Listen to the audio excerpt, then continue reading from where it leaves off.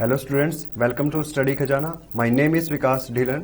आज हम क्लास 12 का सेकंड लेक्चर स्टार्ट करने के लिए जा रहे हैं। इस लेक्चर में हम हमने फर्स्ट लेक्चर में कूलम्ब्स लॉ रीड आउट किया था उसके रिगार्डिंग कुछ न्यूमेरिकल्स करेंगे और इसके बाद आज का जो हमारा मेन लेक्चर होगा वो होगा इलेक्ट्रिक फील्ड। ओके स्टूडेंट्स, तो स्टार्ट करते हैं आज का ये लेक्चर। तो हम कुछ न्यूमेरिकल्स के साथ इसको स्टार्ट करते हैं। तो आज के लिए हम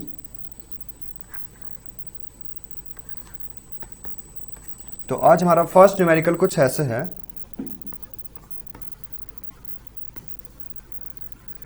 three charges Q, Q and minus Q are placed on the vertices of an equilateral triangle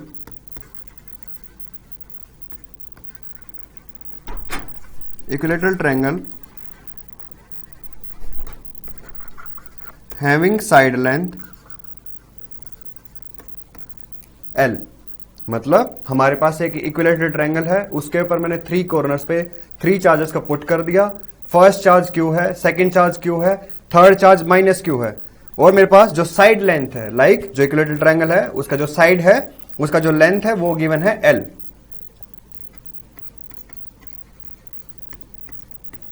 find out the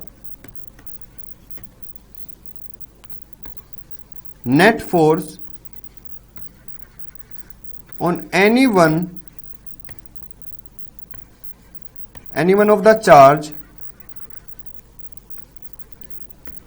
due to other charges। मतलब कि इक्विलेटरल ट्रायंगल पे तीन चार्ज प्लेस कर दिए हैं और साइड लेंथ L गिवन है। हमें फाइंड आउट करना है किसी भी एक चार्ज पे फोर्स की वैल्यू अदर चार्जेस की वजह से। मतलब हमारे पास यहां पर जनरली जो हमने स्टडी किया था फर्स्ट लेक्चर में वो थे हमारे पास दो चार्ज Q1 और Q2 और यहां पर तो गिवन है थ्री चार्जेस। तो हमें किसी एक चार्ज पे फोर्स कैलकुलेट करना है। तो इसको स्टार्ट करते हैं। थोड़ा सा रिकैप कर लेते हैं। कूलम्ब्स लॉ में मेरे पास जनरली था F is K Q1 Q2 by R square. मतलब कूलम्बिक जो फोर्स है वो डायरेक्टली प्रोपोर्शनल है to the magnitude of charges and inversely proportional है to the square of distance between them। तो हमारे पास ये एक इक्विलेटरल ट्रायंगल है।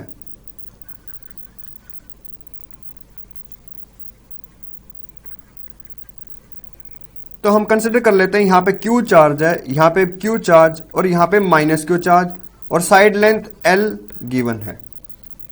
ये इक्विलेटरल ट्रायंगल है तो मेरे पास जो एंगल है तीनों ही वो हमारे पास इंटीरियर एंगल्स वो होंगे 60 डिग्री। हम कंसिडर कर लेते हैं ये हमारे पास कोई जीरो चार्ज है, ये फर्स्ट चार्ज है, ये कोई सेकंड चार्ज है। ध्यान से देखना स्टूडेंट्स, पहले हम जीरो चार्ज पे फर्स्ट और सेकंड चार्ज की वजह से नेट फोर्स कैलकुलेट करेंगे। तो पहले हम फर्स्ट चार्ज की वजह से जीरो चार्ज पे फोर्स चेक करते हैं। तो इसे हम कैसे कैलकुलेट करेंगे? फर्स्ट चार्ज और जीरो चार्ज को जो लाइन ज्वाइन कर रहा है इसका लेंथ L गिवन है। मतलब जो फर्स्ट चार्ज है ये जीरो चार्ज पे को रिपेल करेगा क्योंकि दोनों चार्जेस हैं like charges repel each other. तो फर्स्ट चार्ज ने जीरो चार्ज को रिपेल किया तो मेरे पास यहां हो गया force on zero charge due to first charge. ये देखो मैंने जो मेरे पास रिपल्सन है यहां पे F01 ये सेम लाइन के लोंग है जो लाइन जीरो चार्ज और फर्स्ट चार्ज को ज्वाइन कर रहा है। मतलब कि मेरे पास यहां पे जीरो चार्ज है और यहां पे फर्स्ट चार्ज, तो इन दोनों को ये जो लाइन ज्वाइन कर रहा है इसके लोंग मेरे पास क्या होगा? Force of repulsion. अब मेरे पास जीरो चार्ज पॉजिटिव है, सेकंड चार्ज नेगेटिव है। तो मतलब जीरो चार्ज को फोर्स और जो सेकंड चार्ज है ये क्या करेगा? अट्रैक्ट। क्यों? क्योंकि ये मेरे पास अनलाइक चार्जेस हैं और unlike charges attract each other. और कैसे अट्रैक्ट करेंगे? सेम लाइन के लोंग। मतलब जो भी लाइन जीरो चार्ज और सेकंड चार्ज को ज्वाइन कर रहा है उस लाइन पे मेरे पास क्या होगा? Force of attraction. तो मेरे पास यहां हुआ ये हो गया force on zero charge due to second charge. अब मेरे पास force on zero charge due to first, ये भी एक वेक्टर क्वांटिटी है। Force on zero charge due to second, ये फोर्स भी एक वेक्टर क्वांटिटी है। अब मेरे पास क्यूएच चार्ज मतलब जो जीरो चार्ज है इस पे जो नेट फोर्स होगा वो क्या होगा, resultant of these two forces. तो उसे कैलकुलेट करते हैं। तो मेरे पास जो रिजल्टेंट फोर्स कहां होगा, कुछ यहां पे, इसकी वैल्यू अभी हम कैलकुलेट करेंगे। तो मेरे पास एफ आर क्या हो गया, resultant force on the zero charge. अब देखो F01 और F02 दो वेक्टर्स हैं। F01 को कंसिडर कर लो ये A वेक्टर है, F02 को कंसिडर कर लो ये B वेक्टर है। A और B वेक्टर के बीच में जो एंगल है वो है 120 डिग्री। और हमने क्लास 11th में जो फॉर्मूला रीड आउट किया था, जो रिजल्टेंट जो वेक्टर है, दो वेक्टर्स हो तो मेरे पास जो रिजल्टेंट वेक्टर है उसको हम कैसे फाइंड आउट करेंगे, उसके लिए हमारे पास फॉर्मूला था resultant is equals to, resultant का magnitude is equals to A square plus B square plus 2ab cos theta, where theta is the angle between A and B vector. और यहां पर ए वेक्टर कौन सा है, F01, और B vector कौन सा है स्टूडेंट्स, F02। तो हम यहां पर थीटा भी है हमारे पास, थीटा की वैल्यू क्या है 120 डिग्री। तो मेरे को यहां पर रिजल्टेंट फोर्स कैलकुलेट करना है, मतलब रिजल्टेंट फोर्स का पहले मैग्नीट्यूड होगा क्योंकि वो भी क्या है एक वेक्टर क्वांटिटी, साथ में उसके पास क्या होगी, डायरेक्शंस भी होगी, वो भी हम फाइंड आउट कर लेंगे।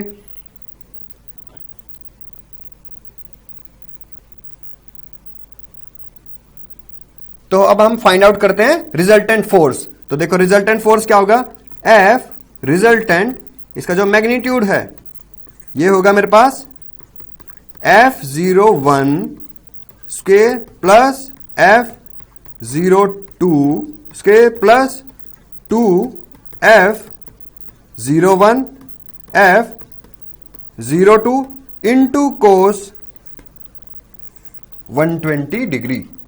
अब देखो पहले मैं magnitude of F01 find out करता हूं, same as it is magnitude of F02 भी फाइंड आउट करेंगे। तो मेरे पास ये कुछ ऐसे है, F01 इसका जो मैग्नीट्यूड है वो क्या होगा, K QH चार्ज Q1 कौन सा है, जो फर्स्ट चार्ज, वो मेरे पास क्या है Q इंटू में सेकेंड चार्ज क्या पे जीरो चार्ज, वो वैल्यू क्या है मेरे पास -Q बाई डिस्टेंस का होल स्क्वायर, मतलब कि जो भी सेपरेशन है जीरो चार्ज और फर्स्ट चार्ज में वो हमारे पास यहां पे है L लेंथ, तो ये हो गया L स्क्वायर। तो मेरे पास मैग्नीट्यूड क्या हो गया K Q square by L।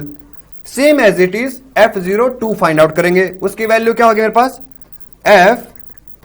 F02 मेरे पास K, दो चार्जेस हैं, एक है प्लस Q एक है minus Q,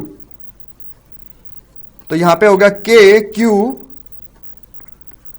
minus Q by L square. तो मेरे पास यहां पे जो नेट जो फोर्स है,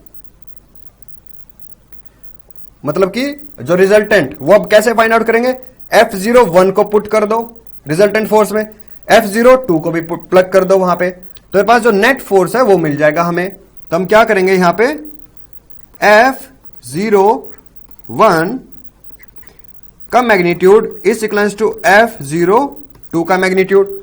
देखो ये कैसे, ये हो गया K Q square by L square. जो F01 का मैग्नीट्यूड है वो F02 के मैग्नीट्यूड के इक्वल है, मतलब कि जो रिजल्टेंट फोर्स है वहां पर मैं F01 का जो मैग्नीट्यूड और F02 का मैग्नीट्यूड उनको इक्वल पुट कर सकता हूं। तो इनको इक्वल पुट कर देते हैं वहां पे,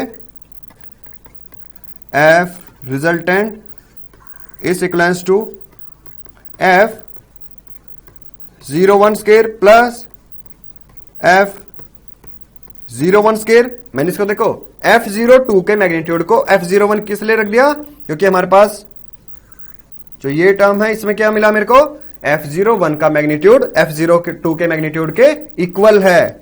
तो अब देखो मेरे पास ये क्या हो गया, 2 टाइम्स ऑफ F01 और इसका होल स्क्वायर। अब मेरे पास है cos 120 डिग्री, और cos 120 डिग्री किसका इक्वल होगा, माइनस cos 60 डिग्री, और cos 60 1/2, तो मतलब ये वैल्यू मेरे पास क्या हो गया, -1/2, 2 से 2 कैंसिल आउट। अब देखो एक F01 का मैग्नीट्यूड स्क्वायर एक F01 से कैंसिल आउट हो गया, तो मेरे पास F रिजल्टेंट का वैल्यू क्या हो गया मेरे पास, 0 1 के मैग्नीट्यूड के इक्वल, क्योंकि ये वैल्यू इस वैल्यू से कैंसिल आउट हो गया, क्योंकि -1/2 डिनोमिनेटर में 2 न्यूमरेटर में 2 ये दोनों कैंसिल आउट हो गए, तो ये वैल्यू क्या हो गया माइनस ऑफ f01 और मैग्नीट्यूड का होल स्क्वायर, और जो सेकेंड टर्म है वो क्या है मैग्नीट्यूड ऑफ f01 और उसका भी होल स्क्वायर, तो ये दोनों टर्म्स कैंसिल आउट हो गए। अब स्क्वायर से स्क्वायर रूट कैंसिल आउट हो गया, तो रिजल्टेंट फोर्स क्या हो गया f01। अब देखो जो मेरे पास रिजल्टेंट फोर्स है ये कुछ ना कुछ इसकी कोई डायरेक्शंस भी होगी, मैंने यहां पर इसका मैग्नीट्यूड तो फाइंड आउट कर लिया, मैग्नीट्यूड क्या है मेरे पास k Q square by L square, ये तो इसका मैग्नीट्यूड है, बट इसकी कोई ना कोई डायरेक्शंस भी होगी। तो देखो मेरे पास f01 और f02 ये जो दोनों ही फोर्सेस हैं ये दोनों इक्वल हैं, इनका मैग्नीट्यूड सेम है, तो जो मेरे पास रिजल्टेंट फोर्स होगा वो क्या करेगा बाइसेक्ट करेगा इन दोनों एंगल्स को। तो मतलब यहां पर जो f01 और f02 इन दोनों में जो एंगल है वो 120 डिग्री है, जो रिजल्टेंट फोर्स है वो एक्ट करेगा कहीं ना कहीं इन दोनों के बीच में, तो जो रिजल्टेंट फोर्स है वो मेरे पास कितना एंगल सबटेंड करेगा विद रिस्पेक्ट टू 1 मतलब f01 तो वो एंगल होगा 60 डिग्री। तो मेरे पास यहां से हुआ f resultant is k Q square by L square and resultant force हो गया मेरे पास k Q square by L square making an angle of 60 degree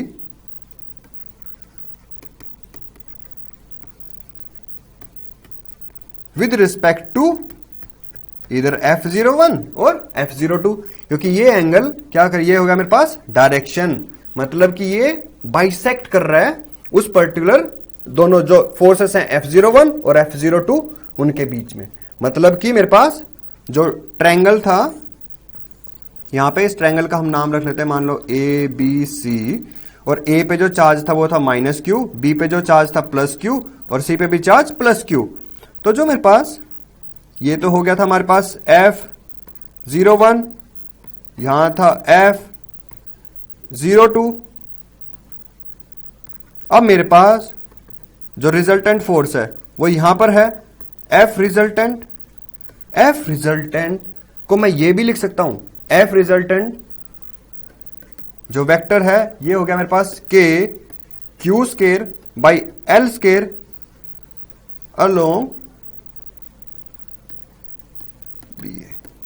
along BA का मतलब जो BA लाइन है मेरे पास इस लाइन के पैरेलल है मेरे पास रिजल्टेंट फोर्स, तो मैं इसको BA यूनिट वेक्टर भी रख सकता हूं, तो मेरे पास ये क्या हो गया resultant force on the zero charge. अब मेरे पास यहां पर देखो दो टर्म्स हुए मेन, एक तो हुआ मैग्नीट्यूड और सेकंड हुआ मेरे पास डायरेक्शन। मैग्नीट्यूड मींस जो k Q square by L square जो ये टर्म है ये रिप्रेजेंट कर रहा है मेरे पास कोई नंबर, मतलब यहां से मैं जब इन वैल्यूज को प्लग करूंगा तो मेरे को क्या मिल जाएगा एक नंबर, और साथ में जो अलोंग BA है या फिर making an angle of 60 degree with respect to f01, तो मतलब मैं डायरेक्शंस को यहां डिफाइन कर रहा हूं। डायरेक्शंस को डिफाइन करें इसका मतलब क्या हुआ जो फोर्स है ये वेक्टर क्वांटिटी है, vector quantity means this quantities have both magnitude as well as direction, तो ऐसे क्वांटिटीज क्या होंगे वेक्टर, तो मेरे पास फोर्स भी क्या है वेक्टर, तो मेरे को यहां पे मैग्नीट्यूड भी फाइंड आउट करना होगा और साथ में यहां पे डायरेक्शंस को भी बताना होगा। ओके स्टूडेंट्स, ये था हमारा आज का फर्स्ट न्यूमेरिकल, इसके ऊपर एक और न्यूमेरिकल बेस्ड है। ये न्यूमेरिकल कुछ ऐसे है 3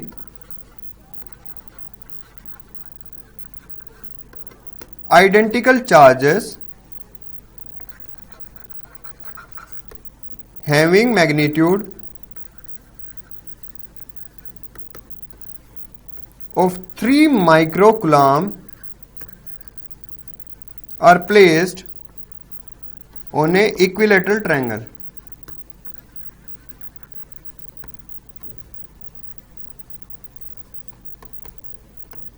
Calculate the net force on any one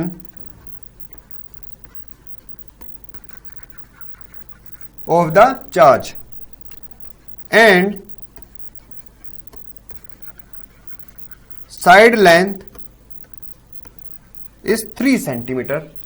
ये क्वेश्चन ना सेम वैसा ही क्वेश्चन है जो हमने फर्स्ट किया, और यहां पर मेरे पास 3 चार्जेस हैं, उनका जो मैग्नीट्यूड है वो गिवन है 3 माइक्रोकुलम। ये टर्म अभी बताता हूं मैं माइक्रोकुलम क्या है, और साथ में इक्विलेटरल ट्रायंगल पे जो इक्विलेटरल ट्रायंगल है उसकी जो साइड लेंथ है ये गिवन है 3 सेंटीमीटर। तो मेरे को नेट फोर्स फाइंड आउट करना है किसी भी एक चार्ज पे दूसरे चार्जेस की वजह से। तो मेरे पास इसको मैं फाइंड आउट करता हूं।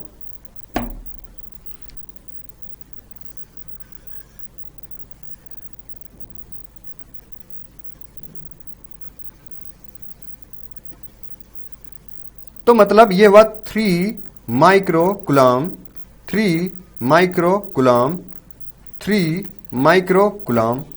ये कंसिडर कर लेते हैं जीरोथ फर्स्ट सेकेंड, मतलब कि 0 पोजीशन पर मैंने 3 माइक्रोकुलम को प्लेस कर दिया इक्विलेटरल ट्रायंगल के एक कॉर्नर पे, दूसरे कॉर्नर पे मैंने फर्स्ट चार्ज को प्लेस कर दिया, और सेकेंड पे मैंने थर्ड चार्ज को प्लेस कर दिया, और जो साइड लेंथ है ये गिवन है यहां पे 3 सेंटीमीटर। इस क्वेश्चन को हम स्टेप वाइज करते हैं। एंगल क्या होगा इक्विलेटरल ट्रायंगल में? 60 60 60। अब देखो 0 चार्ज पे फर्स्ट चार्ज फोर्स एक्सर्ट करेगा, कहां पे? जो भी लाइन ज्वाइन कर रहा है 0 और फर्स्ट चार्ज को, उसी लाइन पे ये फोर्स ऑफ रिपल्सन होगा या फिर फोर्स ऑफ अट्रैक्शन। तो 0 चार्ज भी पॉजिटिव है, फर्स्ट चार्ज भी पॉजिटिव है, तो दोनों चार्ज पॉजिटिव हैं, तो दोनों चार्ज है लाइक चार्जेस, और like charges repel each other. तो मतलब इसने फोर्स एक्सर्ट किया यहां पे, ये हो गया force on 0 charge due to first. अब देखो 0 चार्ज और सेकंड चार्ज ये दोनों भी लाइक चार्जेस हैं, दोनों क्या करेंगे? फोर्स ऑफ रिपल्सन, और फोर्स ऑफ रिपल्सन कहां होगा? उस लाइन के अलोंग जो भी 0 चार्ज और सेकंड चार्ज को ज्वाइन कर रहा है। अब देखो मेरे पास यहां भी क्या हो गया? रिपल्सन। तो क्या? Force on 0 charge due to second. तो मेरे को यहां पे रिजल्टेंट फाइंड आउट करना है। तो देखो रिजल्टेंट कैसे फाइंड आउट करेंगे? F01 ये भी एक वेक्टर है, F02 वो भी एक वेक्टर है। जो मेरे पास रिजल्टेंट वेक्टर होगा वो क्या होगा? इन दोनों वेक्टर्स के कहीं ना कहीं बीच में। तो देखो यहां पे क्या होगा मेरे पास? F रिजल्टेंट, और मेरे को F रिजल्टेंट फाइंड आउट करना है। तो देखो मैं F रिजल्टेंट को कैसे फाइंड आउट करूंगा? पहले मैं F01 का मैग्नीट्यूड फाइंड आउट कर लेता हूं, F02 का भी मैग्नीट्यूड फाइंड आउट कर लेता हूं। सेम जो मेरे पास रिजल्टेंट फाइंड आउट करने के लिए जो फॉर्मूला है उसमें इन दोनों वैल्यूज को प्लग कर देंगे, और मेरे को क्या मिल जाएगा? मेरा आंसर। तो देखो, और एक और टर्म यहां पर गिवन है 3 माइक्रोकुलम। जो मेरे पास ये टर्म है 3 माइक्रोकुलम,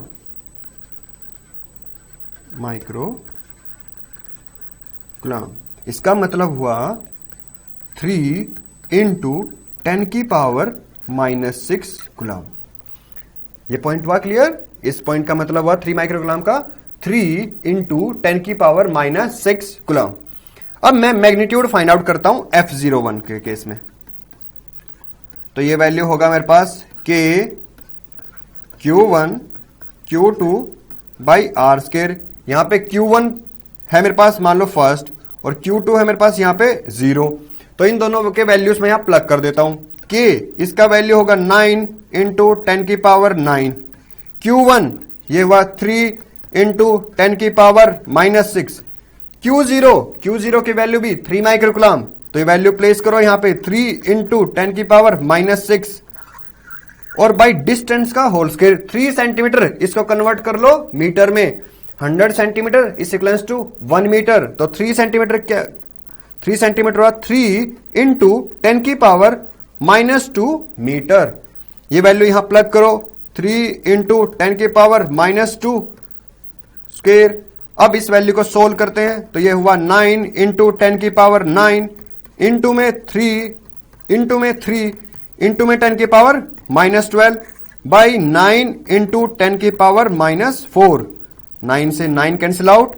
अब मेरे पास देखो ध्यान से यहां पे ये वैल्यू हुआ मेरे पास 9 इंटू 10 की पावर 9 इंटू 10 की पावर 4 इंटू 10 की पावर -12।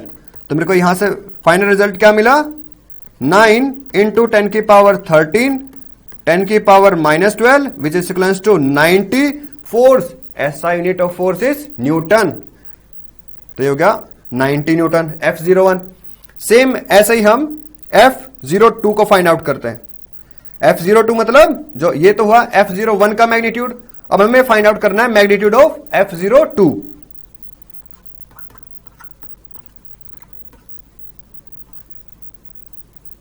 तो ये वैल्यू होगा K Q2 Q0 by are square. ये वैल्यूज जब प्लग करेंगे तो मेरे को इसको चेक करते हैं क्या आंसर मिलता है। ये आंसर है ना सेम मिलेगा F01 के जैसे। क्यों?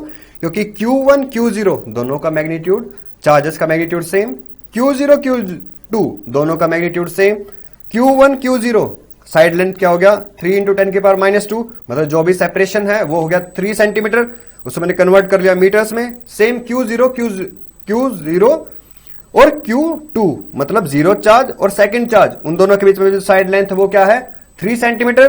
3 सेंटीमीटर मतलब 3 इंटू 10 की पावर -2 मीटर। ये सब वैल्यूज यहां प्लग करते हैं और चेक करते हैं। K 9 इंटू 10 की पावर 9, Q2 होगा 3 इंटू 10 की पावर -6, Q0 3 इंटू 10 की पावर -6 बाई आर स्क्वायर। ये वैल्यू है 3 इंटू 10 की पावर -2 स्क्वायर।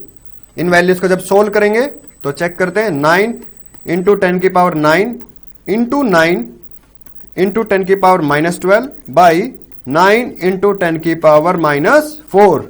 इस वैल्यू को जब मैं सोल्व करूंगा तो मेरे को आंसर मिल जाएगा 9 से 9 cancel out, 10 rays power -4 numerator पे लेके आओगे तो 10 की पावर 4, साथ में 10 की पावर 9, 9 प्लस 4 13, वो हुआ पॉजिटिव में मतलब 10 की पावर 13 और साथ में है 10 की power -12।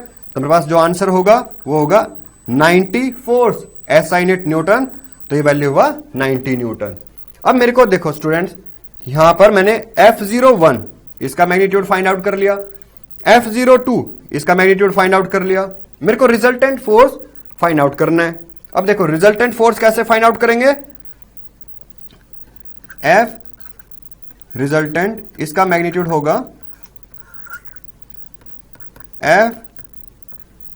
F01 square plus F02 square plus 2 times of F01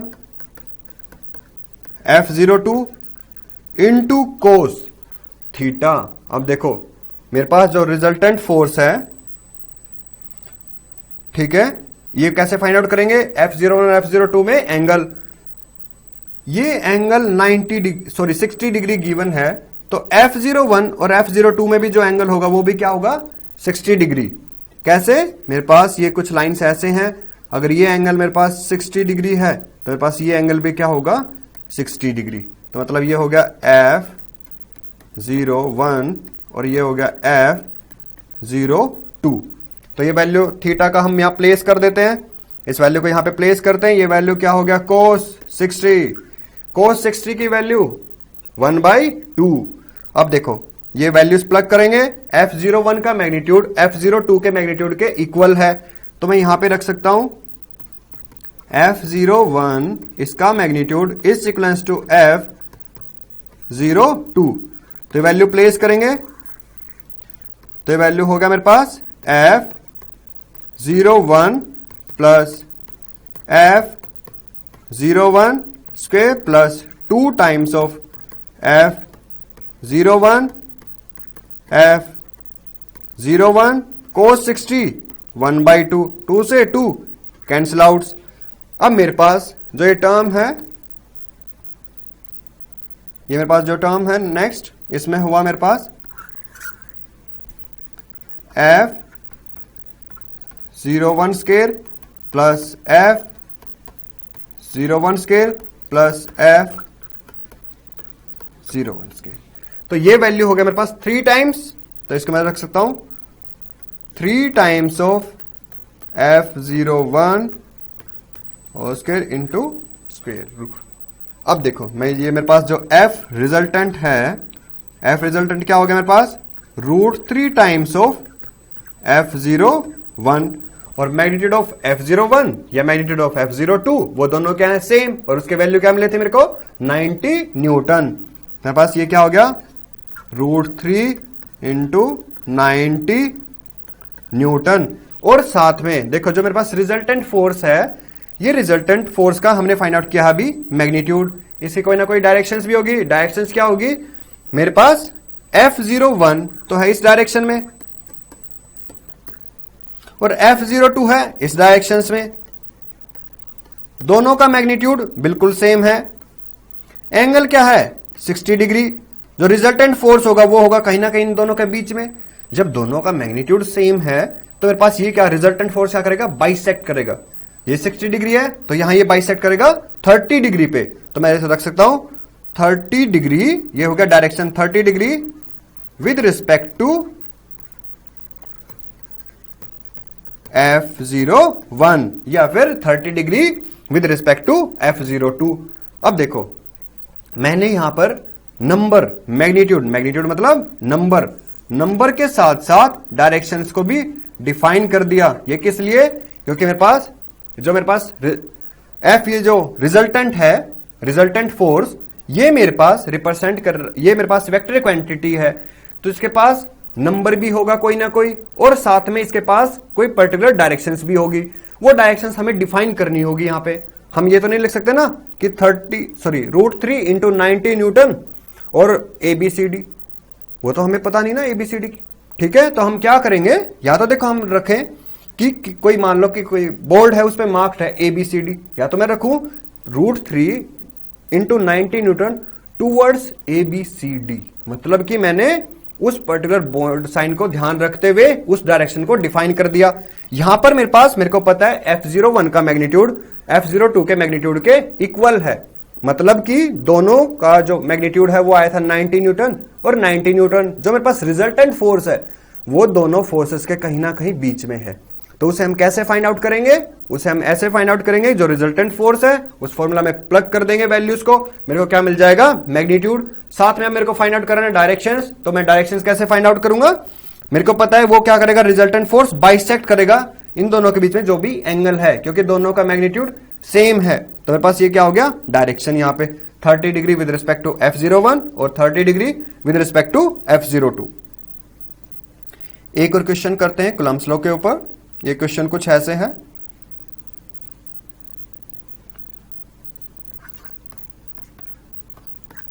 two charges capital Q 16Q are placed on the x-axis। x-axis पे कहीं भी दो चार्ज को मैंने प्लेस कर रखा है Q and 16Q, and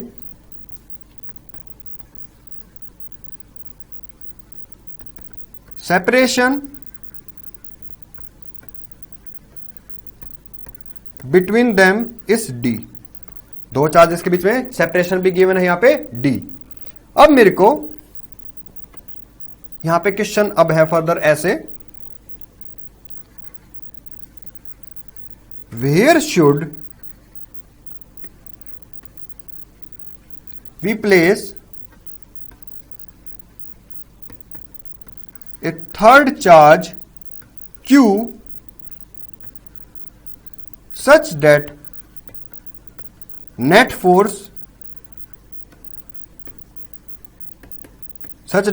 force on this charge is 0। मेरे पास दो चार्जेस हैं Q और 16Q, ये x एक्सिस पे प्लेस्ड हैं, दोनों के बीच में सेपरेशन है वो D गिवन है। क्वेश्चन में नेक्स्ट लाइन में है, where should we place a third charge small q such that net force on this charge is 0।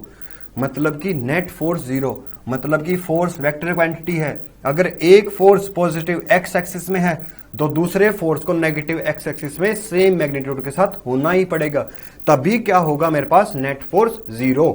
तो मैं यहां पे इस क्वेश्चन में है, मतलब दो चार्जेस गिवन है, थर्ड चार्ज को कहां प्लेस करें कि उसके ऊपर मेरे पास नेट फोर्स क्या मिले, 0। कोई भी क्वेश्चन हो ट्राई करो स्टूडेंट्स कि उसको लाइक लाइन वाइज सोल्व करो। लाइक फर्स्ट लाइन में क्या है, two charge Q and 16Q are placed on the x axis, separation between them is D। तो इस लाइन को पहले देखते हैं। इस लाइन में तुम्हारे पास कुछ ऐसे है कि मतलब मेरे पास दो चार्जेस हैं। ये एक चार्ज है Q, दूसरा चार्ज है 16Q, और जो यहां पे सेपरेशन है वो है D। Next line, where should we place a third charge Q such that net force on this charge is 0। मान लो कि मैं थर्ड चार्ज को इस रीजन में प्लेस कर दूं, तो जो 16Q है ये पॉजिटिव, ये स्मॉल q ये भी पॉजिटिव, तो इसको रिपेल कर रहा है। अब जो कैपिटल Q है वो भी इस Q को रिपेल कर रहा है, मतलब हो गया force on Q due to 16Q, ये हो गया force on Q due to Q। ये दोनों फोर्स तो पॉजिटिव एक्स एक्सिस में, मतलब थर्ड चार्ज को Q को हम यहां प्लेस नहीं कर सकते। अब देख लेते हैं नेगेटिव एक्स एक्सिस के साइड। मान लो कि यहां पे इस रीजन में मान लो मैं Q चार्ज को यहां प्लेस कर दूं, तो जो कैपिटल Q है ये इसको रिपेल करेगा, तो क्या force on Q due to capital Q। अब जो 16Q है ये भी पॉजिटिव और स्मॉल q वो भी पॉजिटिव, तो ये भी उसको क्या करेगा, रिपेल करेगा। और कहां रिपेल करेगा, सेम लाइन के अलोंग। ये सेम लाइन क्या है, ये सेम लाइन वही लाइन है जो हमने कूलम्ब्स लॉ में रीड आउट किया था कि जो मैग्नीट्यूड ऑफ फोर्स है वो डायरेक्टली प्रोपोर्शनल होगा to the product of two charges, inversely proportional होगा to the square of distance between them and also acts along the line joining between two charges. तो यहां पे कैपिटल Q स्मॉल q इन दोनों के बीच में जो भी लाइन है उसी लाइन पर रिपल्सन होगा या फिर उसी लाइन पे अट्रैक्शन। नेक्स्ट 16Q और स्मॉल q ये दोनों चार्जेस भी कैसे हैं, पॉजिटिव, तो ये दोनों चार्ज भी क्या करेंगे, लाइक चार्जेस क्या करेंगे, रिपेल ईच अदर। तो ये भी कहां रिपेल करेंगे, सेम लाइन के अलोंग। तो देखो यहां पर भी नेट फोर्स जीरो नहीं हुआ, नेट फोर्स एक पर्टिकुलर नेगेटिव एक्स एक्सिस की डायरेक्शंस में लग रहा है, तो ये भी क्या हो गया, पॉसिबल केस नहीं है। तो जो मेरे पास एक ही पॉसिबल केस बचा कि स्मॉल q को प्लेस करो कहीं ना कहीं कैपिटल Q और 16 कैपिटल Q के बीच में, मतलब जो लाइन ज्वाइन कर रहा है कैपिटल Q और 16Q को, इनके बीच में मेरे को कहीं ना कहीं उस चार्ज को प्लेस करना होगा। तो मैं कंसिडर कर लेता हूं आर्बिट्री, कैपिटल Q को मैंने यहां प्लेस कर दिया, सॉरी स्मॉल q को मैंने इनके लाइन के बीच में प्लेस कर दिया, और इसका जो डिस्टेंस है कैपिटल Q चार्ज से वो मान लेते हैं x। तो मेरे पास कैपिटल Q का 16Q से जो डिस्टेंस हुआ वो हुआ d माइनस x, मतलब कि जो रिमेनिंग डिस्टेंस है ये रिमेनिंग डिस्टेंस हुआ d माइनस x। तो मेरे पास यहां पर ये कुछ सिनेरियो ऐसा बन गया कि हमने कंसिडर कर लिया कि इसको मैंने स्मॉल q को कहीं ना कहीं बीच में प्लेस किया है कैपिटल Q और 16Q के बीच में, और हमने कंसिडर कर लिया कि मैंने स्मॉल q को कुछ x डिस्टेंस पे प्लेस कर दिया कैपिटल Q चार्ज से, मींस की से small q charge is placed at a distance of x from capital Q चार्ज। अब मेरे पास small q charge capital Q charge को रिपेल करेगा इस लाइन के लोग, तो यहां पे क्या होगा, force on Q due to Q।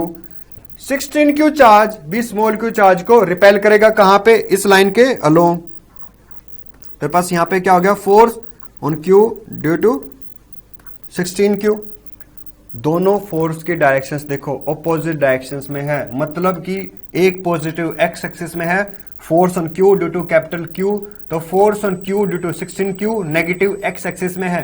उसका मतलब अब दोनों फोर्स की डायरेक्शंस तो हो गई ऑपोजिट, मतलब अब मैग्नीट्यूड को भी सेम होना होगा, तभी वो क्या होगा, कैंसिल आउट। तो उसको यहां पे चेक करते हैं।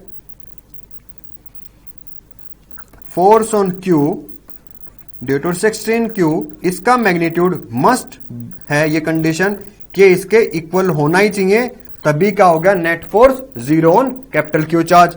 तो वैल्यूज को प्लग करते हैं। कोलम्बिक फोर्स हमें पता है F equals to K Q1 Q2 by R square. अब देखो यहां पे force on Q due to 16Q, ये वैल्यू हो गया मेरे पास K Q इंटू 16Q, और देखो 16Q और Q के बीच में डिस्टेंस क्या है, D माइनस एक्स और इसका whole square which is equals to K Q into capital Q by x square. अब मेरे पास देखो के से K cancel out, small Q से small Q cancel out, capital Q से कैपिटल क्यू कैंसिल आउट। तो मैं इस टर्म को रिप्लेस करता हूं, लाइक जो नेक्स्ट टर्म है उसमें हो गया 16 by D minus X whole square is equals to 1 by x square.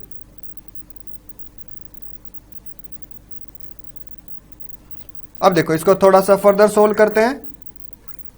ये हो गया मेरे पास d minus X whole square by x square which is equals to 16 को मैं रख सकता हूं 4 का स्क्वायर। तो ये वैल्यू क्या हो गया d minus X by X whole square is equals to 4 square. ये कैंसिल आउट हो गया। तो मेरे पास जो नेक्स्ट टर्म है वो हो गया मेरे पास d minus X by X is equals to X, मतलब d minus X is equals to 4x, d equals to 5x which further mean x is equals to d by 5। और ये d by 5 कहां से है, capital Q charge से, मतलब x ये किस डिस्टेंस पे प्लेस करेंगे, d by 5 from the capital Q charge.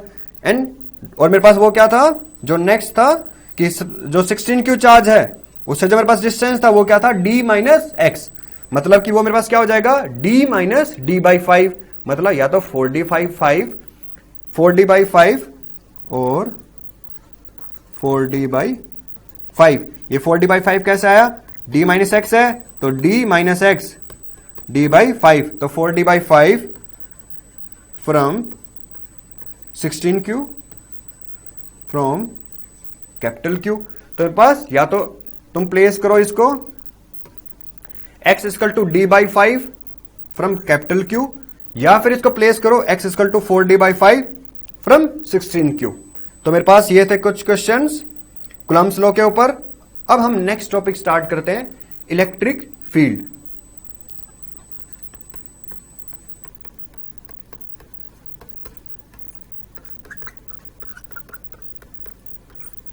Electric field में बेसिकली क्या है, मैं किसी एक चार्ज को वहां पर प्लेस करूंगा और उसका इन्फ्लुएंस चेक करूंगा दूसरे चार्ज पे। मतलब कि मान लो कि हमारे पास दो चार्जेस हैं, ये हमारे पास कोई एक चार्ज है और ये पेन मेरे पास कोई दूसरा चार्ज है।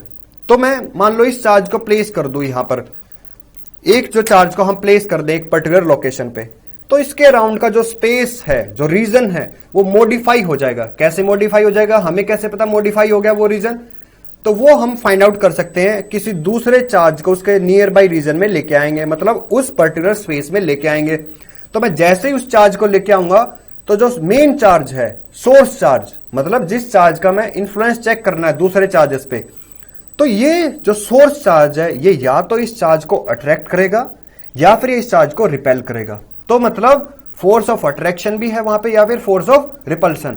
उसका मतलब उस पर्टिकुलर रीजन में वो पर्टिकुलर रीजन मॉडिफाई हो गया, मतलब कि उस रीजन में कुछ ना कुछ इफेक्ट्स अब हमें देखने को मिलेंगे अगर हम किसी टेस्ट चार्ज को उस चार्ज के नियर बाई रीजन में लेके आएंगे। उसका मतलब वहां पर इलेक्ट्रिक फील्ड एग्जिस्ट कर रहा है। तो इलेक्ट्रिक फील्ड एग्जिस्ट कर रहा है, इसका मतलब क्या हुआ कि मैंने एक सोर्स चार्ज को एक पर्टिकुलर रीजन में प्लेस किया, किसी दूसरे चार्ज को उसके आसपास लेके आएंगे, वो चार्ज दूसरे चार्ज को या तो अट्रैक्ट करेगा या फिर वो चार्ज उस चार्ज को रिपेल करेगा। अट्रैक्ट या रिपेल कर रहा है, उसका मतलब क्या हुआ, मेरे पास ये जो सोर्स चार्ज है इसका इन्फ्लुएंस हो गया उस पर्टिकुलर रीजन में। तो देखो इसको हम थोड़ा सा देख लेते हैं। मान लो मेरे पास ये है एक कैपिटल Q। कैपिटल Q क्या हो गया, सोर्स चार्ज।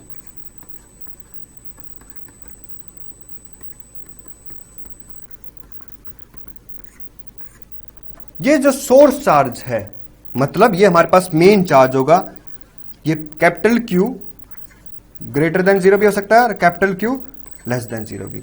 अब देखो मान लो किसी P पॉइंट पर मेरे को फील्ड फाइंड आउट करना है और कैपिटल Q को मैंने ओरिजिन पे प्लेस कर दिया और इन दोनों के बीच में जो सेपरेशन है वो है R। मतलब R हो गया एक तरह से position vector of point P from the capital Q charge और सोर्स चार्ज, मतलब एक तरह से इन दोनों के बीच में जो डिस्टेंस है वो हो गया R। अब P पॉइंट पर मेरे को कैपिटल Q चार्ज का इन्फ्लुएंस चेक करना है। अगर इन्फ्लुएंस चेक करना है उसका मतलब मेरे को पी पॉइंट पर किसी चार्ज को प्लेस करना होगा, तो मैं पी पॉइंट पर एक टेस्ट चार्ज को प्लेस करूंगा। टेस्ट चार्ज क्यों? क्योंकि हम उस पर टेस्ट कर रहे हैं। तो आइए इस पी पॉइंट पर हम एक यूनिट पॉजिटिव टेस्ट चार्ज को प्लेस करेंगे। तो जो यूनिट पॉजिटिव टेस्ट चार्ज है उसको मैंने यहां प्लेस कर दिया, और ये चार्ज है मेरे पास क्यू नोट, और क्यू नोट क्या हो गया मेरे पास? Test charge. टेस्ट चार्ज मतलब इस टेस्ट चार्ज पे हम इस सोर्स चार्ज की वजह से इसका इन्फ्लुएंस चेक करेंगे कि ये इस क्यू नोट को अट्रैक्ट करेगा या रिपेल, अट्रैक्ट या रिपेल करेगा एक पर्टिकुलर डायरेक्शंस में। तो मतलब कि जो इलेक्ट्रिक फील्ड है वो वहां पे एग्जिस्ट कर रहा है। अब देखो मेरे पास, इसको हम थोड़ा सा डिफाइन कर लेते हैं। इलेक्ट्रिक फील्ड को when we place a source charge in a region at a point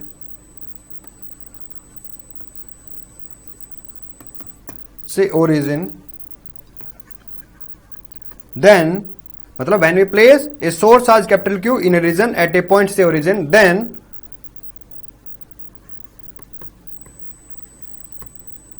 it will modify the space around it, which means when we place a test charge at P point, then it will exert a force of attraction or a force of repulsion.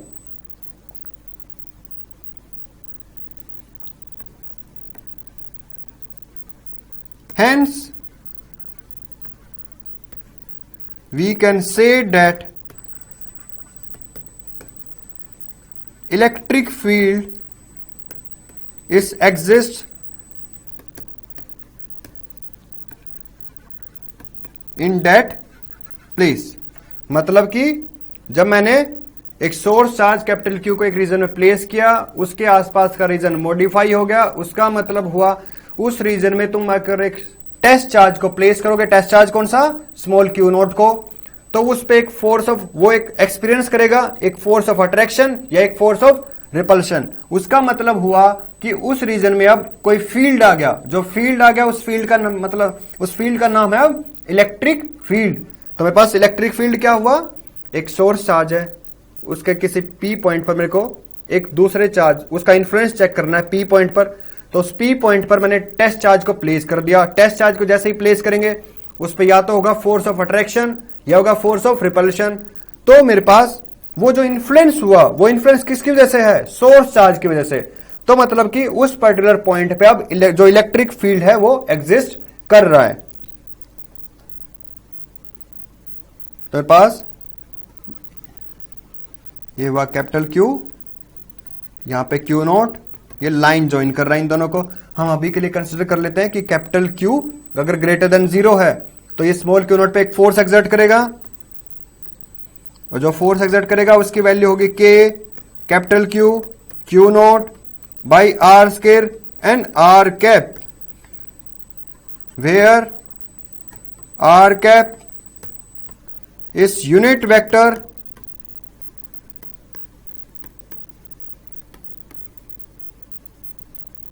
in the direction of force on Q naught. अगर मान लो capital Q greater than 0 है तो ये इस Q note को repel करेगा, मतलब कि इलेक्ट्रिक लाइन ऑफ फोर्स होंगी आउटवर्ड डायरेक्शंस में, मतलब इस लाइन के लोंग इसको क्या करेगा? रिपेल करेगा। अगर मेरे पास source charge capital Q less than 0 है तो इसको अट्रैक्ट करेगा। इफ कैपिटल क्यू मतलब source charge is less than 0 which means force is K capital Q Q naught by are square and minus R cap. Minus R cap मतलब minus R cap जो position vector है उसके opposite directions में है। ये अगर unit vector इस directions में है आर कैप, तो माइनस आर कैप इस डायरेक्शन में है। ये पॉइंट हुआ clear?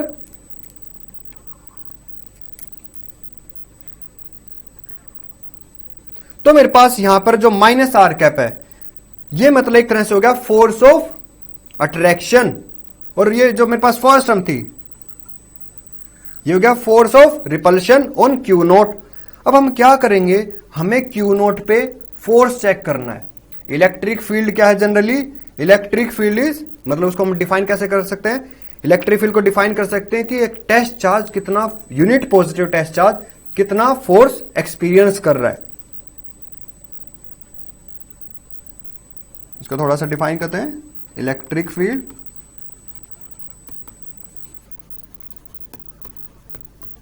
is defined as force experienced by a unit positive test charge।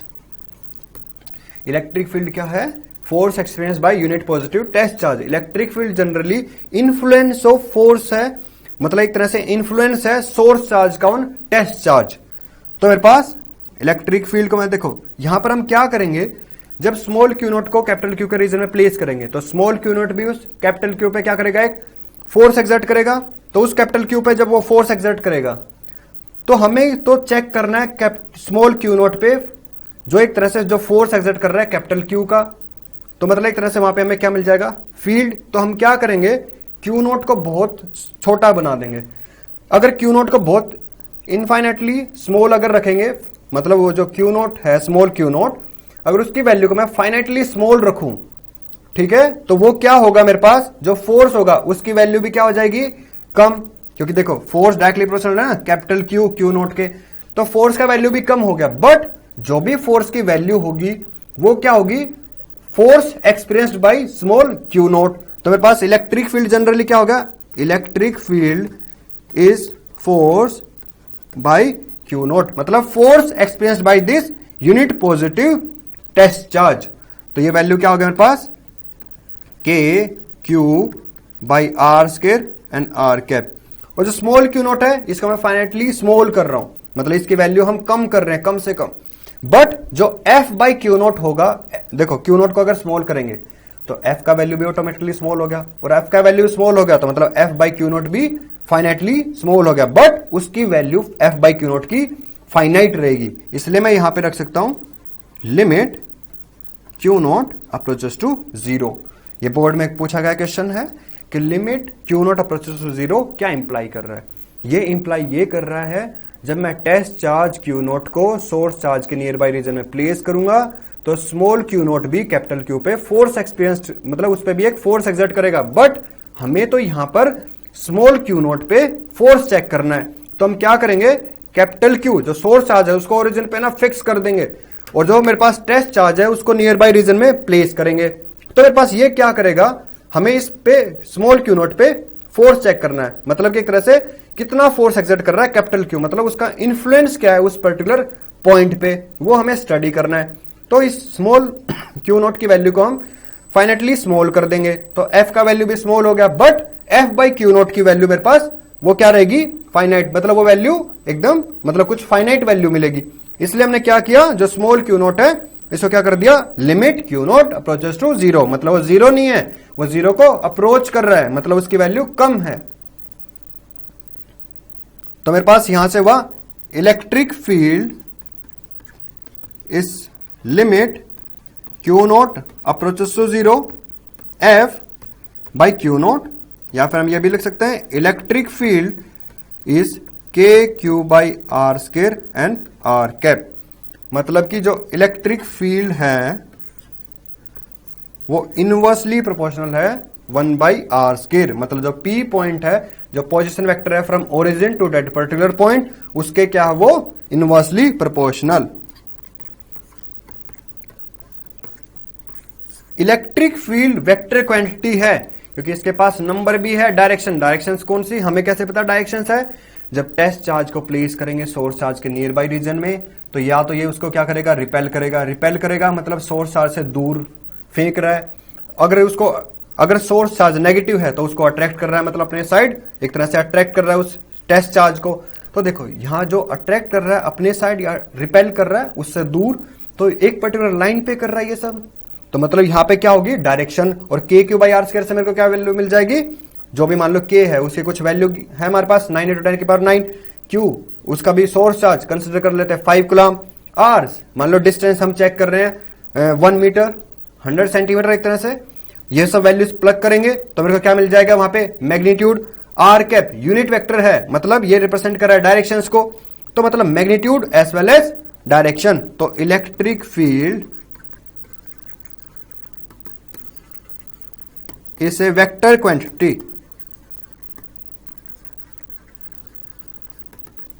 Next electric field की एसआई यूनिट फाइंड आउट करते हैं। एसआई यूनिट क्या होगी मेरे पास, electric field is limit Q naught approaches to 0 F by Q naught, force newton, Q naught coulomb. तो मेरे पास SI unit is newton per coulomb. अब मेरे पास यहां पर जो इलेक्ट्रिक फील्ड है ये इनवर्सली प्रोपोर्शनल है 1/r², और इलेक्ट्रिक फील्ड एक वेक्टर क्वांटिटी है जिसका एसआई यूनिट है न्यूटन पर कूलम। मतलब कि मैंने यहां पर आज इलेक्ट्रिक फील्ड को स्टडी किया। इस इलेक्ट्रिक फील्ड में क्या है, एक सोर्स चार्ज को प्लेस करेंगे, उसके नियर बाय रीजन में जब एक टेस्ट चार्ज को प्लेस करेंगे तो वो चार्ज, सोर्स चार्ज उस टेस्ट चार्ज पे एक फोर्स एक्सर्ट करेगा, वो may be force of attraction और फोर्स ऑफ रिपल्शन। अब मेरे पास हम कंसिडर कर लेते हैं कैपिटल क्यू ग्रेटर देन 0, मतलब ये मेरे पास क्या है सोर्स चार्ज। अगर इसके नियर बाय रीजन में टेस्ट चार्ज को प्लेस करेंगे तो ये उसको क्या करेगा, रिपेल करेगा। तो ये कुछ रिपेल ऐसे कर सकता है। अब उसके बाद अगर मैं इस डिस्टेंस पे प्लेस करूं इस रीजन में, तो मैंने एक थोड़ा सा छोटा वेक्टर बना दिया कंपेरेटिव टू फर्स्ट वेक्टर। ये इसलिए क्योंकि इलेक्ट्रिक फील्ड 1/r² है, ये इसके साथ वैल्यू डिक्रीज कर रहा है। तो मतलब जैसे जैसे डिस्टेंस इंक्रीज करेगा इलेक्ट्रिक फील्ड की वैल्यू डिक्रीज करेगी। तो उसके बाद थोड़ा सा और छोटा वेक्टर, मेरे पास ये क्या हो गया इलेक्ट्रिक फील्ड, और ये इलेक्ट्रिक फील्ड इनफाइनाइट तक है।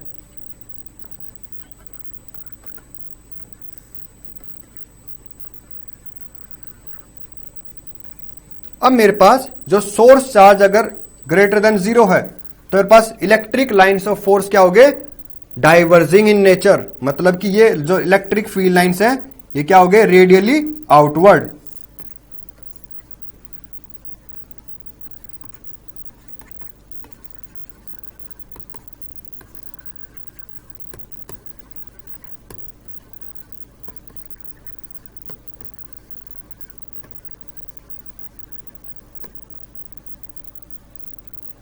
मतलब इनका जो नेचर है इलेक्ट्रिक फील्ड लाइन्स का वो क्या होगा, डाइवर्जिंग।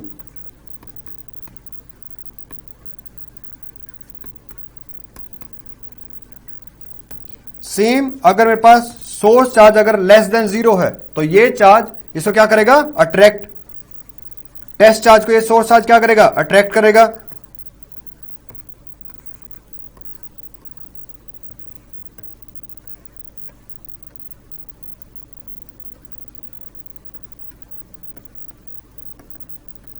तो मेरे पास जो यहां पर इलेक्ट्रिक फील्ड लाइंस हैं इनका नेचर क्या होगा, मेरे पास कन्वर्जिंग। मतलब ये जो इलेक्ट्रिक फील्ड लाइंस है क्या है, रेडियली इनवर्ड।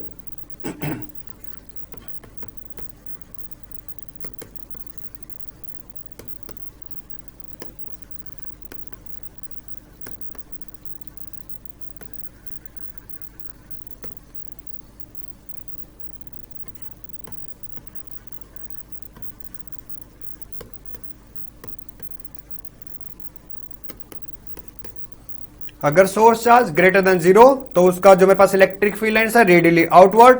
अगर सोर्स चार्ज लेस देन 0 तो ये चार्ज मेरे पास टेस्ट चार्ज को, यूनिट पॉजिटिव टेस्ट चार्ज को अट्रैक्ट करेगा। उसका मतलब जो इलेक्ट्रिक फील्ड लाइन्स है वो क्या हो गया, रेडियली इनवर्ड, मतलब कि उनका जो नेचर है वो क्या होगा, कन्वर्जिंग। कन्वर्जिंग मतलब वो एक पर्टिकुलर पॉइंट के टुवर्ड्स आ रहे हैं। डाइवर्जिंग एक पर्टिकुलर पॉइंट से दूर जा रहे हैं वो इलेक्ट्रिक फील्ड लाइन्स। तो मेरे पास ये था आज के लिए जो हमारे पास इलेक्ट्रिक फील्ड चैप्टर का, जो सॉरी फर्स्ट चैप्टर का electric field lines. Okay students, अब हम नेक्स्ट लेक्चर में स्टडी करेंगे इलेक्ट्रिक फील्ड लाइंस और इलेक्ट्रिक फील्ड लाइंस की वजह से जो हमारे पास एक दो चार्जेस होंगे नेगेटिव और पॉजिटिव, वो चार्जेस होंगे डाइपोल, वो एक पर्टिकुलर सिस्टम, उसकी वजह से हम एक्सियल लाइन और इक्वेटोरियल पोजीशन पे इलेक्ट्रिक फील्ड की वैल्यू कैलकुलेट करेंगे। Okay students.